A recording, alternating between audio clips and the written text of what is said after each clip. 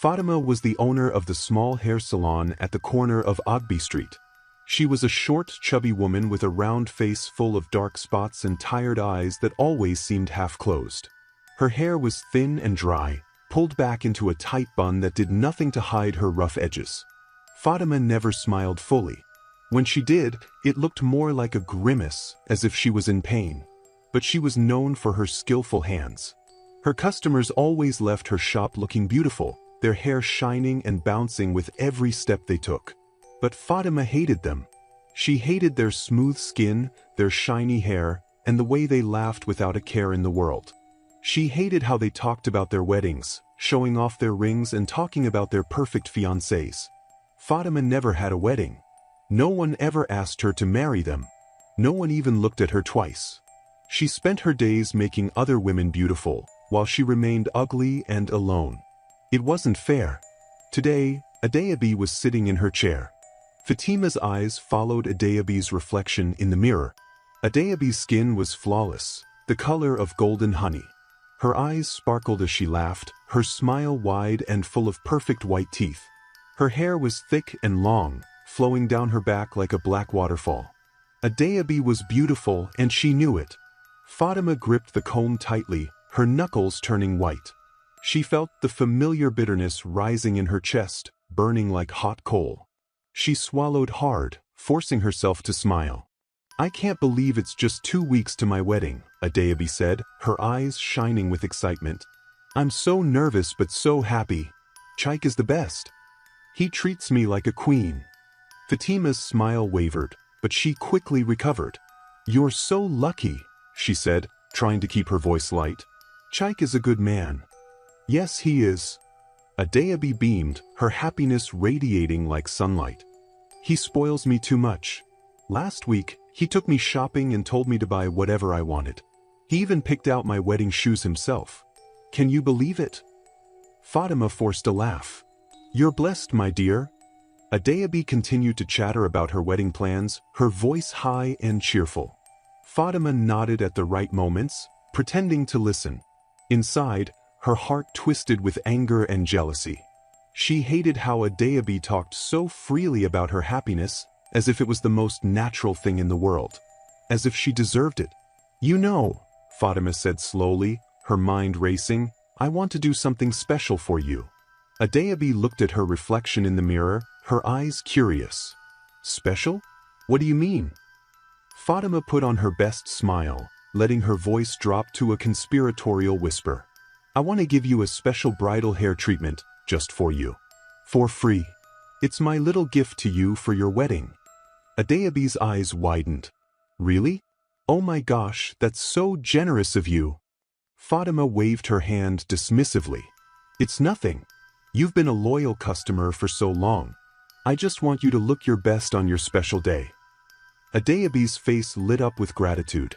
"Thank you so much, Auntie Fatima. You're the best." Fatima's smile grew wider, but her eyes remained cold. "We'll do it the day before your wedding. It will make your hair so shiny and beautiful. But we'll do it privately. No distractions. Just you and me." Adeyabi nodded eagerly. "Of course. I trust you completely." Fatima's heart raced with excitement. She could already see it happening in her mind. Adeyabi sitting in her chair, blindfolded, trusting her completely. And then, her fingers tingled with anticipation. She could feel the weight of the old bag hidden under her counter. Inside, the snake waited patiently, its body coiled and ready. It was a special snake, one that moved without a sound. Its bite was deadly but slow. It wouldn't kill Adeyabi right away. No, it would take its time, spreading poison slowly through her body, making it look like a sudden illness. No one would ever suspect a thing. Fatima's smile softened as she finished styling Adeyabi's hair. She brushed the long, silky strands with gentle strokes, watching them shine under the fluorescent lights. Adeyabi admired herself in the mirror, turning her head from side to side. "I look so beautiful. You're really the best, Auntie Fatima," Adeyabi gushed, her voice full of admiration. "I can't wait for the special treatment. I'll look like a queen at my wedding." Fatima's fingers tightened around the brush, but her voice was smooth and calm. Yes, you'll look perfect. Just wait and see. Adeobi's phone rang, breaking the moment. She glanced at the screen and smiled. It's Chike. He must be missing me already, she said, her voice dripping with love. She quickly answered, her voice soft and playful. Hello. Yes, I'm just finishing up at the salon. No, I didn't keep you waiting. Okay, see you soon.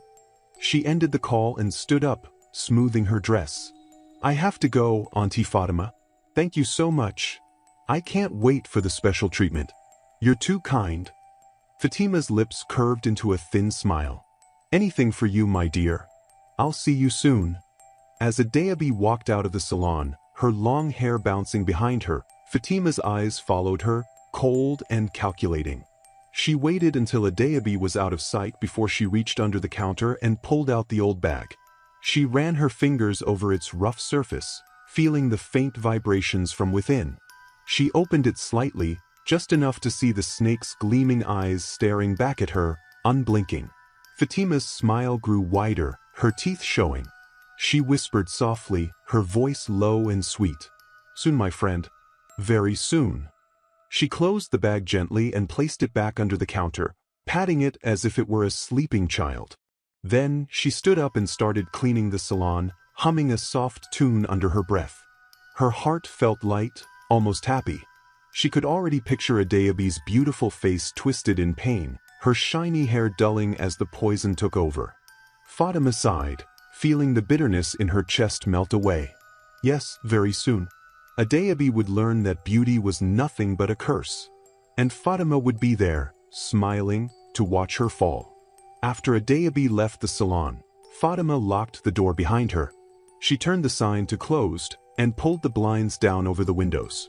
The small hair salon, which had been bright and lively just minutes before, now felt dark and quiet. The only light came from a dim bulb hanging from the ceiling, casting long shadows on the walls. Fatima moved slowly, her steps quiet on the tiled floor. She walked to the back of the salon, where an old wooden chair sat in the corner. She sat down, her weight making the chair creak. Her hands rested on her lap, but they twitched slightly, her fingers curling and uncurling. She took a deep breath and reached under the counter, pulling out the worn, brown bag. The leather was cracked and faded, its straps held together with old thread. She placed the bag on her lap, her fingers tracing the rough surface. Are you ready, my friend? She whispered, her voice soft and almost kind. She slowly unzipped the bag, the sound sharp in the quiet room. Inside, nestled in dark cloth, lay the snake. Its body was coiled tightly, its black scales smooth and shiny. Its eyes were small and dark, reflecting the dim light. It did not move, but Fatima could feel its warmth through the cloth. The snake was not just an ordinary snake. It was special. It had been given to her by her grandmother many years ago. Fatima could still remember the day clearly, even though she had been just a child. Her grandmother had been a small woman with sharp eyes and a voice like gravel. She had taken Fatima's hand and led her into the forest behind their village. The trees had been tall and dark, their branches twisting like fingers in the sky. Fatima had felt cold, even though the sun was shining. Do you see this? Her grandmother had said, holding the snake in her hands. This is not a normal snake. It carries a curse, a slow poison. It is a gift and a weapon. You must use it wisely. Fatima had been afraid, but her grandmother had only smiled, her lips thin and pale. One day, you will understand, she had said. When the world shows you its true face, you will need this. And now, all these years later, Fatima understood. She had needed the snake more than she had ever known. It had become her friend, her secret. It had helped her make the world pay for its cruelty, for its beauty. She reached into the bag and gently touched the snake. Its body was warm, its skin smooth under her fingers. It moved slowly, uncoiling itself, its head lifting to look at her. Its tongue flicked out, tasting the air. Shoo, Fatima whispered. Soon. Very soon. The snake settled back down, its body curling into a tight circle. Fatima covered it with the cloth and closed the bag, zipping it up slowly. She placed the bag back under the counter and stood up, brushing her hands on her apron. Her mind drifted back to Adeobi. She could still see the girl's bright smile, the way her eyes sparkled when she talked about her wedding. The memory made Fatima's chest tighten, a sharp pain that felt like a thorn digging into her heart. "Why do they get everything?" she muttered, her voice low. "Why do they get love and happiness and beauty? What about me?" She moved to the mirror and looked at her reflection. The woman staring back at her was not beautiful. Her skin was rough, her hair thin and dull. Her eyes were small, surrounded by dark shadows. She touched her face, her fingers pressing against the sagging skin. "They don't see me," she said, her voice shaking. "They never see me." Her eyes narrowed, her lips pulling back into a snarl. "But they will. They will all see me. When they are lying in their beds, dying slowly, they will think of me. They will know that beauty is a lie." She turned away from the mirror, her movements sharp and angry. She began to clean the salon, her hands working quickly. She wiped the counters, swept the floor, and arranged the hair products neatly on the shelves. As she worked, her mind spun with plans and whispers, her thoughts dark and twisted. Outside, the sky began to darken, the sun slipping below the horizon. The street grew quiet, the shops closing one by one. But Fatima did not notice. She was lost in her own world, a world where beauty was a weapon and kindness was a trap. Hours passed, and still, she moved through the salon, her steps soft and steady. She hummed a low tune under her breath, a song her grandmother used to sing. The words were lost to her now, but the melody remained, a thin thread connecting her to the past. Finally, when the moon hung high in the sky, she sat down again in the old wooden chair. Her hands lay still in her lap, her breathing slow and even. She closed her eyes, letting the darkness wash over her. And in the quiet of the salon, with only the dim light and the shadows for company, Fatima dreamed. She dreamed of beautiful girls with long, shiny hair. She dreamed of their bright eyes, their wide smiles. She dreamed of their voices, sweet and light, filling the room with laughter. And then she dreamed of silence. A deep, heavy silence that swallowed everything. Her lips curled into a small, peaceful smile. "Yes," she whispered. "Soon." She stood up, her body moving slowly, as if underwater. She walked to the door and peered through the blinds. The street was empty, the world quiet and still. She turned the sign back to "Open," her fingers brushing the glass gently. Tomorrow, she thought. Tomorrow, the salon would be open again. Tomorrow, more beautiful girls would come, their faces full of hope and joy. And tomorrow, the snake would wake once more. Fatima stepped back, her eyes lingering on the door. She took a deep breath, her chest rising and falling slowly. She felt calm, her mind clear. She had a plan. She had a purpose. And she would see it through. Turning off the lights, she moved through the darkened salon, her steps light and graceful. She reached the back room, where a small bed lay against the wall. She sat down, pulling a thin blanket over her legs. Her eyes closed, and within minutes, she was asleep. Her breathing was soft, her face relaxed. She looked almost peaceful, almost kind. But under the bed, tucked away in the old bag, the snake lay awake. Its body coiled tightly, its eyes open and unblinking. And in the silence of the night, it waited. It waited for the morning. It waited for the next beautiful girl. And it waited for Fatima's call.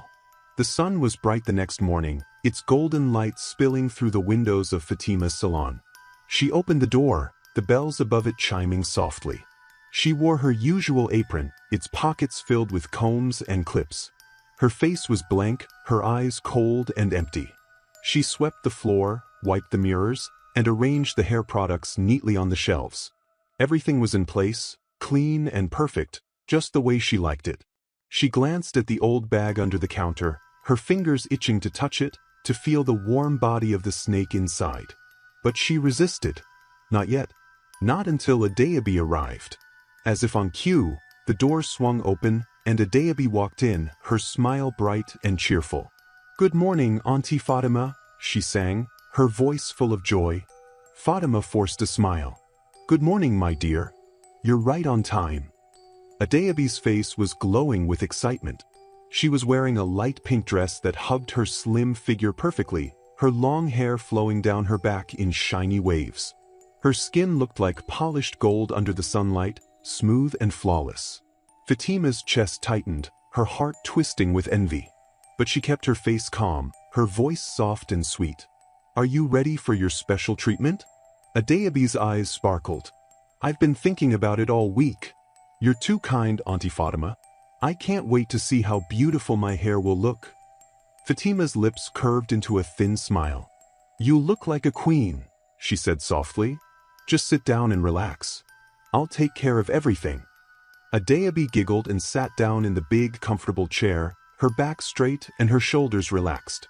Fatima tied a cape around her neck, her fingers brushing against Adeyabi's smooth skin. It was warm and soft, just like she knew it would be. She ran her hands through Adeyabi's hair, feeling its thickness, its softness. It was perfect, like silk flowing through her fingers. She could feel her chest burning with jealousy, her throat tightening. Why did Adeyabi get to be so beautiful? Why did she get everything? She picked up a comb and started detangling Adeyabi's hair, moving slowly, carefully. "Your hair is so beautiful," she said, her voice low. "So shiny, so soft." Adeyabi laughed, her voice light and happy. "I'm lucky, I guess. My mom always says I got it from my grandmother. She had hair just like mine." Fatima's hands tightened around the comb. "You're very lucky," she whispered.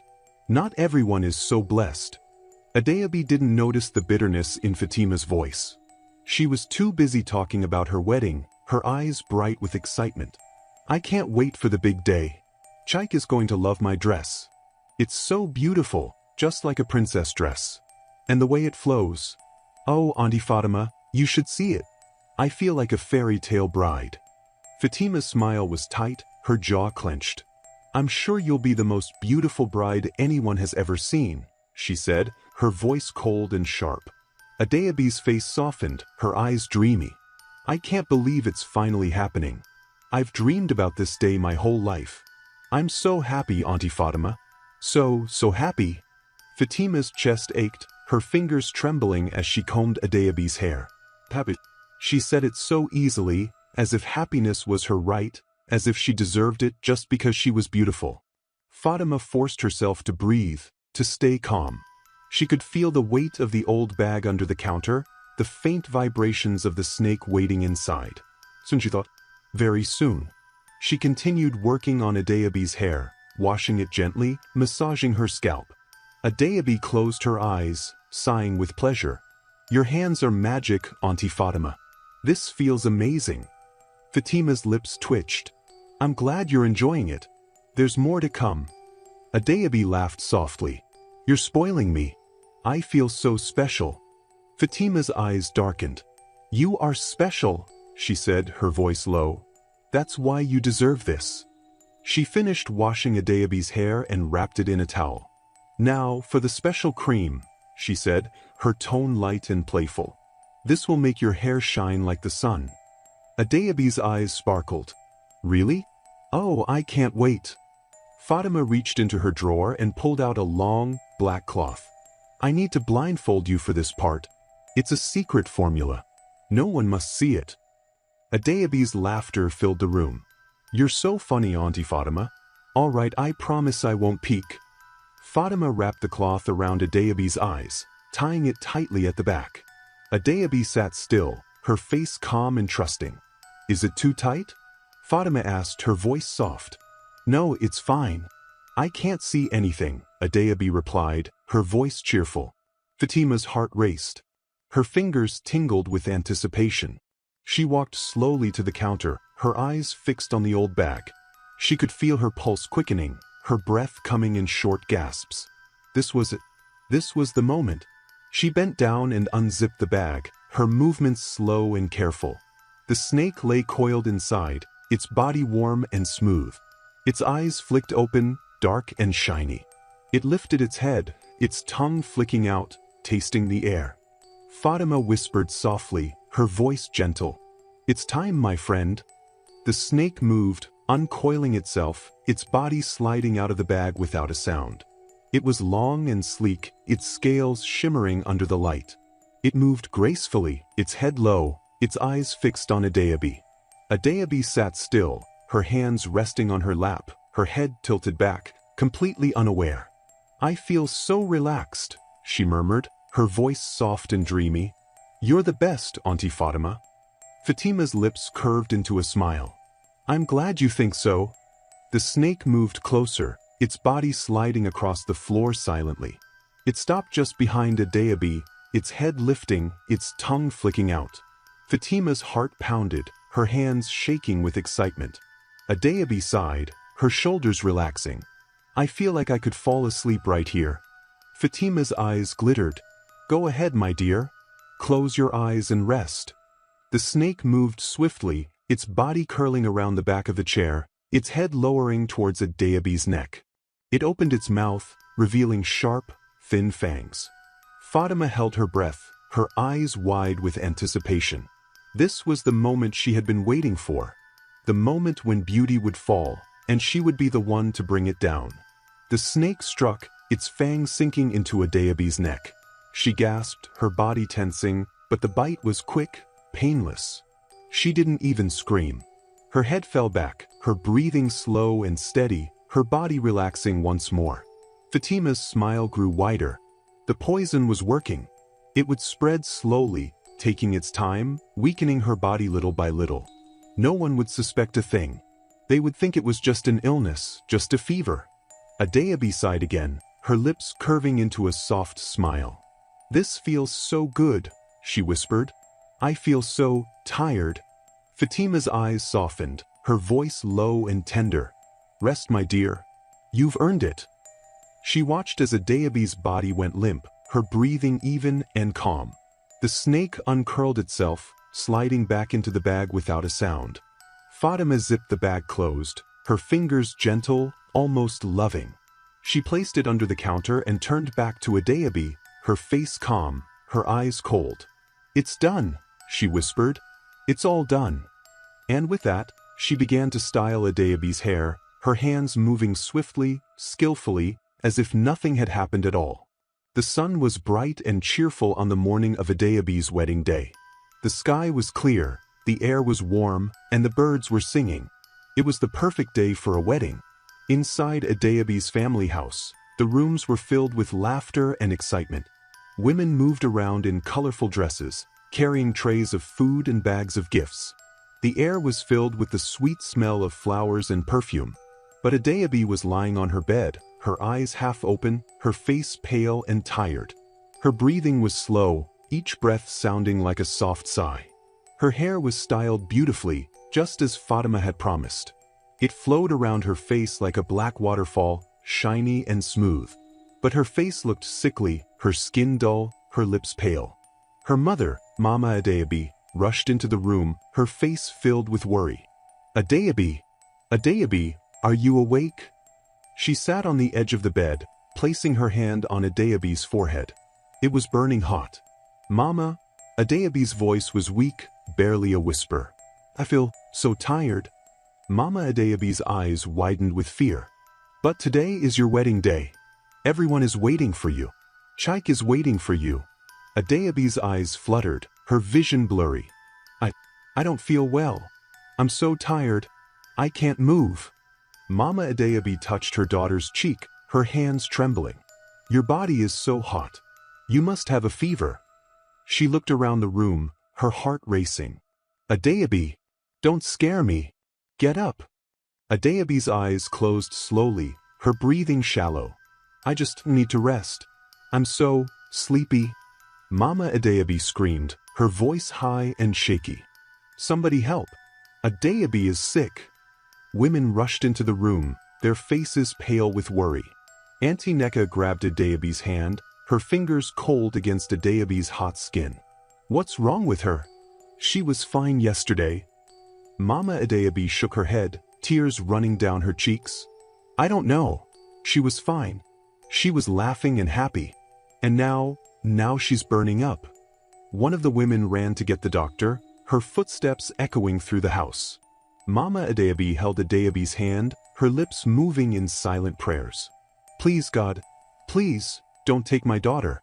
Not today, not on her wedding day. Adeobi's breathing grew weaker, her chest barely rising. Her lips moved, her voice so soft it was almost a whisper. I love. Her voice faded, her head falling to the side, her body limp. Mama Adeobi screamed, shaking Adeobi's shoulders. Adeobi! Wake up! Wake up! The doctor rushed in, his face grim as he checked Adeobi's pulse, his fingers pressing against her wrist. His eyes darkened, his mouth a tight line. He shook his head slowly. No! Mama Adeobi sobbed, her body shaking. No! This can't be! It's her wedding day! The room was filled with cries and screams, women wailing and holding each other. Auntie Neka fell to her knees, her hands covering her face. She was so young, so beautiful, but why did this happen? The doctor covered Adeobi's body with a white sheet, his shoulders heavy with sorrow. I don't understand, he said, his voice low. She was perfectly healthy. It must have been a sudden illness, maybe fever, or something more. Chaik arrived, his face bright with excitement. Is Adeobi ready? Everyone is waiting at the church. He stopped at the door, his smile fading as he saw the crying women, the white sheet covering Adeobi's body. His heart stopped.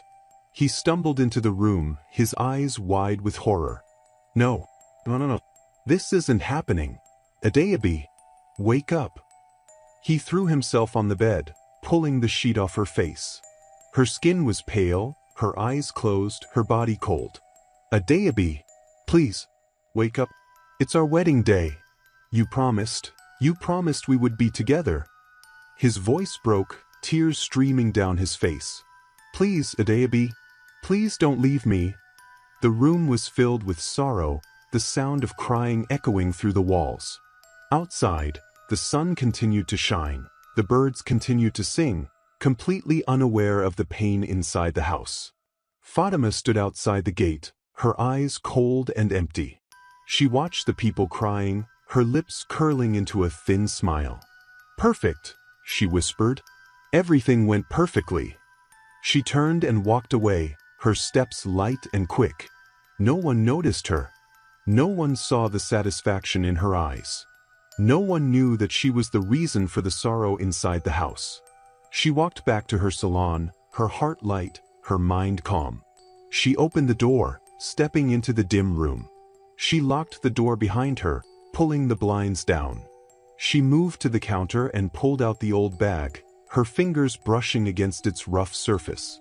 She unzipped the bag slowly, her eyes gleaming. The snake lay coiled inside, its body warm, its eyes dark and shiny. It looked up at her, its tongue flicking out. Fatima's voice was low, her words soft and sweet. You did well, my friend. You did very well. The snake's body moved, uncoiling itself, its head lowering. It seemed to understand her, its body relaxing under her touch. Fatima smiled, her fingers stroking its smooth scales. Another one down. Another beautiful girl gone. Another happy bride turned to dust. She leaned closer, her eyes narrowing. They don't deserve happiness. They don't deserve beauty. Not when I have nothing. Not when I am alone. She sat down on the old wooden chair, her hands resting on her lap. Her eyes stared at the wall, her mind drifting back to her own past. She could still see the faces of the girls who laughed at her when she was young, their pretty faces twisted in mockery. She could still hear their voices, sharp and cruel. Fatima, the ugly one. Fatima, the fat one. No one will ever marry you. No one will ever love you. Her chest tightened, her heart burning with old pain. They were wrong, she whispered. I showed them. I showed them all. She looked down at the snake, its body curled comfortably in her lap. And I will show the rest of them. I will show them that beauty is nothing. That happiness is a lie. Her fingers tightened around the snake, her nails digging into its scales. They think they are special. They think they are better than me. But they are nothing. Nothing but weak, foolish girls. She lifted the snake, holding it up to her face. Its eyes met hers, unblinking, cold. Together, we will bring them down. One by one. Until no one is left to laugh. Until no one is left to smile. Her voice dropped to a whisper, her lips curling into a cruel smile. They will all fall. Just like a Dayabi. She placed the snake back into the bag, zipping it up gently. She stood up, her body straight, her shoulders high. She felt powerful, strong. She felt alive. As she turned off the lights and locked the door, her heart was light, her mind at peace. She knew that no one would suspect her. No one would ever know. Because she was just Fatima, the ugly hairstylist. The one no one looked at. The one no one saw. And that was her greatest weapon. It had been 2 weeks since Adayabi's death, and the whole neighborhood was still talking about it. People shook their heads and whispered about how sad it was, how unfair it was for such a young and beautiful bride to die just before her wedding day. Some said it was a curse. Others blamed evil spirits. But no one knew the truth. No one suspected Fatima. Fatima kept her head down, pretending to be sad whenever people talked about Adayabi. She even visited Adayabi's mother once, bringing food and murmuring words of comfort. She cried fake tears and hugged Mama Adayabi, feeling the woman's body shake with grief. Inside, Fatima felt nothing. No pity, no guilt, no sadness. She had gotten rid of another beautiful girl, and no one suspected a thing. It was perfect. As she sat in her salon one morning, sweeping the floor and humming softly to herself, the door opened and a young woman walked in. Fatima looked up, her eyes widening slightly. The girl was beautiful. She was tall and slim, her skin smooth and glowing. Her hair was long and curly, bouncing around her shoulders with every step. Her eyes were bright and cheerful, her lips full and pink. She looked like a doll, perfect and flawless. Fatima's heart tightened with jealousy, but she forced a smile. "Good morning. Welcome to my salon. How can I help you today?" The girl smiled back, her teeth white and straight. "Good morning, Auntie Fatima. My name is Ngozi. I just moved to this neighborhood, and everyone says you're the best hairstylist around." Fatima's smile grew wider, her eyes cold and calculating. "Oh, you flatter me. It's nice to meet you, Ngozi. Please, have a seat." Ngozi sat down in the big chair, her hair bouncing as she moved. "I'm getting married next month, and I want my hair to look perfect. I want to look beautiful for my big day." Fatima's fingers tightened around the comb, her chest burning with anger. Another one. Another pretty girl with a perfect life, about to marry the man of her dreams. Another girl who would get everything Fatima never had. She forced herself to breathe, to stay calm. "Congratulations, my dear. You must be very excited." Ngozi's face lit up. "Oh, I am. I can't wait. Kenichukwu, my fiancé, is the best man in the world. He treats me like a queen. I'm so lucky to have him." Fatima's eyes darkened, but she kept her voice soft and sweet. "You are indeed lucky. Not every woman finds a good man." Ngozi laughed, a light, musical sound that made Fatima's skin crawl. "I know, right? But Kenichukwu is different. He loves me so much. He says I'm the most beautiful woman he's ever seen." Fatima's chest tightened, her heart burning with envy. Of course he did. Of course, a man would love a beautiful woman like Ngozi. But no man had ever said that to Fatima. No man had ever even looked at her twice. She took a deep breath, forcing herself to smile. "Well, you certainly are beautiful, my dear. And you deserve the best on your wedding day." Ngozi blushed, her cheeks turning pink. "Thank you, Auntie Fatima. You're so kind." Fatima's eyes gleamed, her fingers trembling with excitement. "I want to do something special for you. Just like I did for Adayabi." Ngozi's eyes widened. "Adayabi? I heard about her. Such a sad story. She was so beautiful.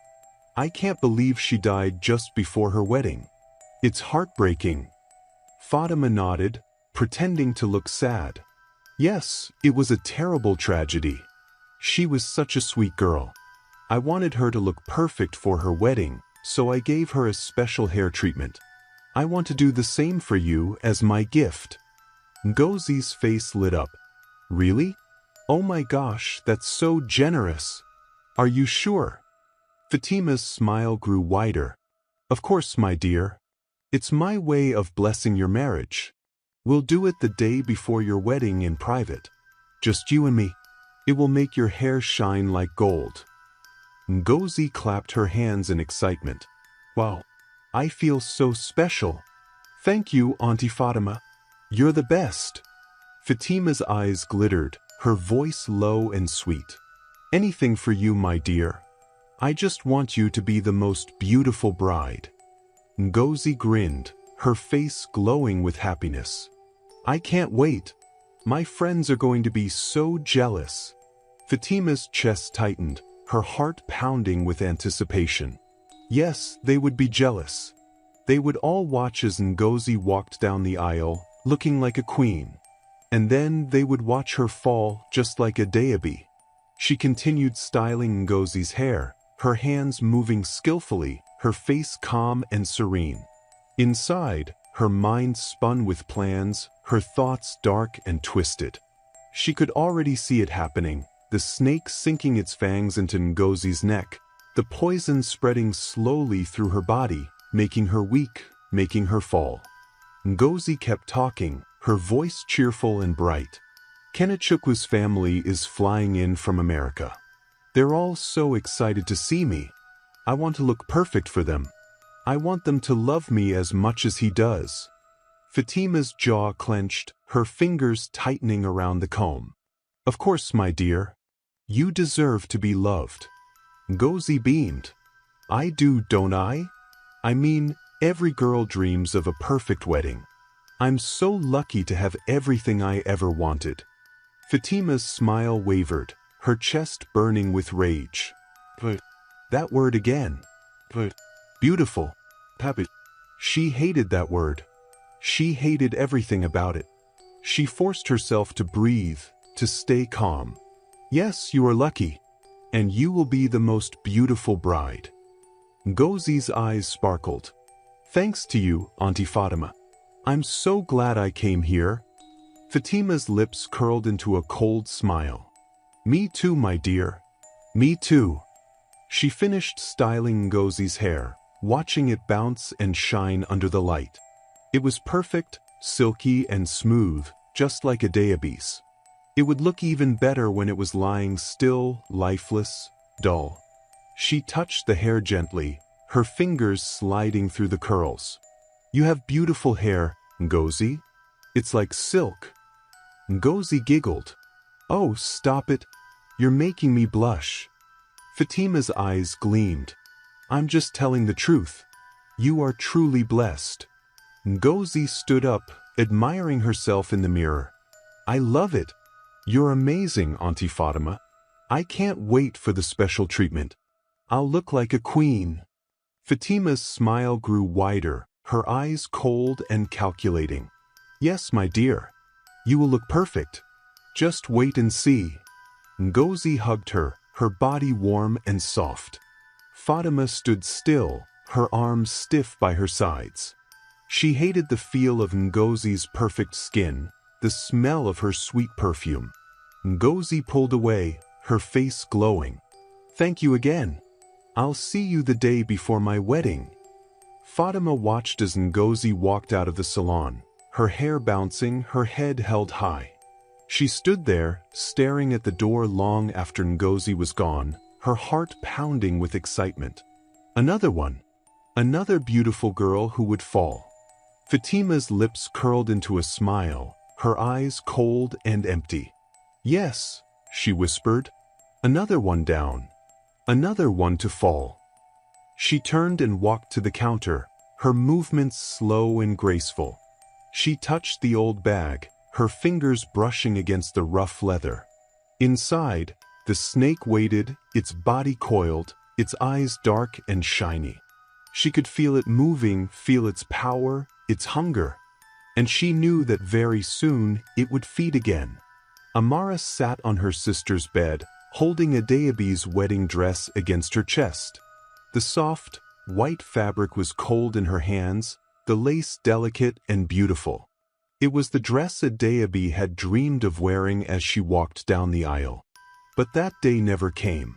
Adeabi was gone. Tears ran down Amara's face, her shoulders shaking as she tried to hold back her sobs. She could still see Adeabi's smile, bright and full of joy. She could still hear her laughter, light and musical. But now, the house was quiet, heavy with sadness. "Mama, why did this happen?" Amara's voice was shaky, her heart aching with pain. Adeabi was fine. She was happy and healthy. How did she just die like that? Mama Adeabi stood by the window, her face pale, her eyes swollen from crying. "I don't know, my child. I don't understand it either. She was perfectly fine the day before." Her voice broke, and she covered her face with her hands, her body shaking with grief. "God, why did you take my baby? Why?" Amara wiped her tears, her fingers trembling. She was so happy. She was so excited about her wedding. She couldn't stop talking about it.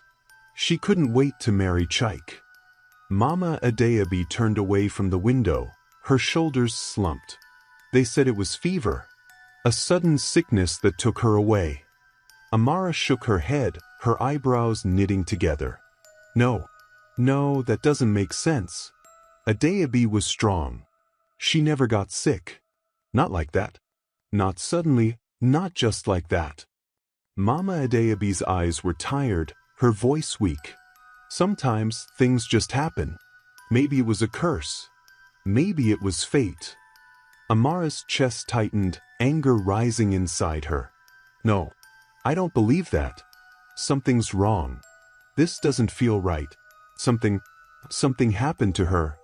Mama Adeabi sighed, her shoulders heavy. "We have to accept it, Amara. We have to let her rest in peace." Amara shook her head again, her hands clutching the dress tightly. "I can't just accept it. I can't just forget about her. I need to know why. I need to know what happened to my sister." She stood up, her eyes burning with determination. "I'm going to find out. I'm going to find out what killed Adeabi." Mama Adeabi looked at her, her eyes full of pain. Let it go. Don't open old wounds." Amara's face hardened, her voice firm. "I can't. I won't. Not until I know the truth." She turned and walked out of the room, her heart heavy but her mind made up. She wouldn't rest until she knew what had happened to her sister. She wouldn't rest until she found the answers she needed. Maybe it was a curse. Maybe it was fate. Amara's chest tightened, anger rising inside her. "No, I don't believe that. Something's wrong. This doesn't feel right. Something happened to her." Mama Adeabi sighed, her shoulders heavy. "We have to accept it, Amara. We have to let her rest in peace." Amara shook her head again, her hands clutching the dress tightly. "I can't just accept it.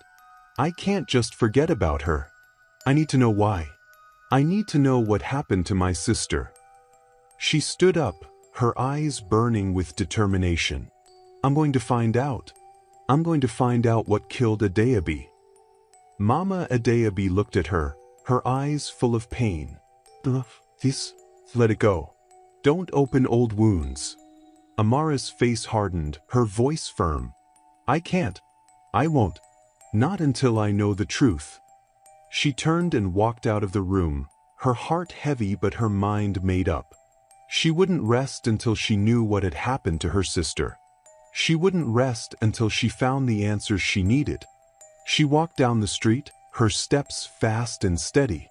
She knew exactly where to start.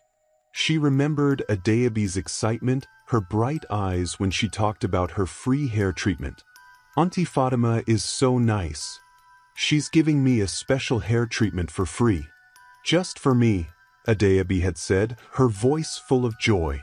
Amara's jaw tightened. A free hair treatment. A private session, just Adeabi and Fatima. And then, the next day, Adayabi was sick. Her heart raced, suspicion growing inside her. Was it just a coincidence? Or was there something more? She reached Fatima's salon and stood outside, her eyes narrowing as she looked at the door.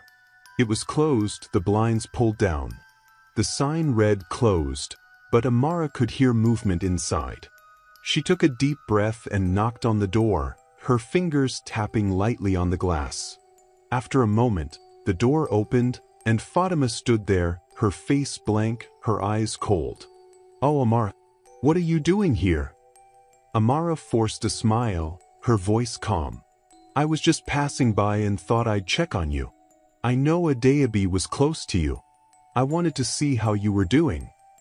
Fatima's face softened, her lips curving into a small smile. "Oh, thank you, my dear. That's very thoughtful of you." She stepped aside, her hand gesturing towards the empty salon. "Come in. Let's talk." Amara stepped inside, her eyes scanning the room. Everything looked normal. The chairs were neatly arranged, the shelves lined with hair products. But something felt off. The air was cold, heavy, almost like a shadow hung in the room. Fatima closed the door, her movements slow and graceful. It was such a tragedy.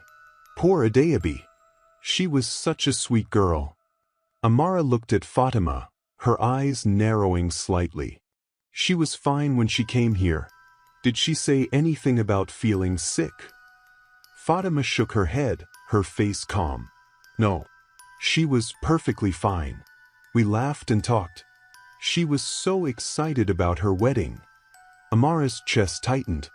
Then how did she fall sick so suddenly? She was so healthy. Fatima's eyes darkened, her smile fading. Sometimes, things just happen. Life is cruel that way. Amara watched Fatima closely, her heart racing. Something about Fatima's calmness felt wrong. Too cold. Too empty. She was so excited about the special treatment you gave her. She said you wanted to make her look perfect. Fatima's eyes flickered, just for a moment, before she smiled again. Yes, I wanted her to look like a queen. It was my gift to her. Amara's eyes narrowed. And you were alone? Just you and her? Fatima's smile tightened. Yes. I wanted it to be special. Private. Just for her. Amara's stomach churned, suspicion growing. Did she say anything about feeling dizzy? Tired? Fatima's face was blank, her voice calm. No. She was happy. Laughing. Smiling. Until she left. Amara swallowed hard, her mind racing. Could it really be a coincidence?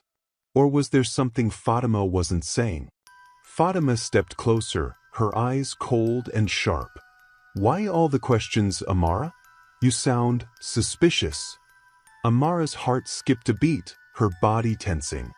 I just want to understand. I can't accept that she just died like that.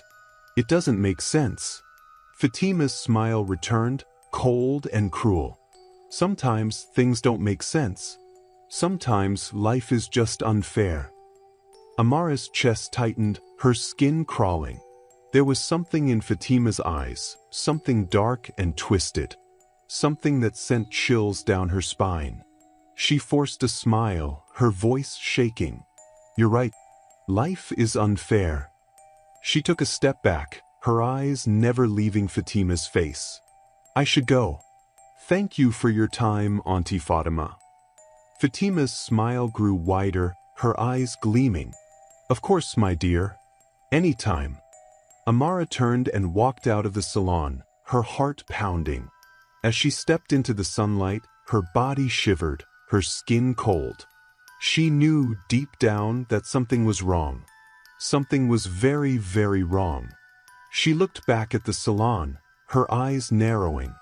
Fatima was watching her through the window, her face blank, her eyes cold and empty. Amara's chest tightened, fear curling in her stomach. She didn't have proof. Not yet. But she was going to find it. She was going to find out what happened to her sister. even if it meant facing the darkness behind Fatima's cold eyes. This is the end of episode 1 of this story. Here are some questions. What did Fatima do to Adeyabi during the special hair treatment? Will Amara be able to find proof before it's too late? Is Ngozi the next victim, or will Amara save her in time? All these questions will be answered in the next episode. Subscribe to the channel and turn on notifications so you don't miss what happens next.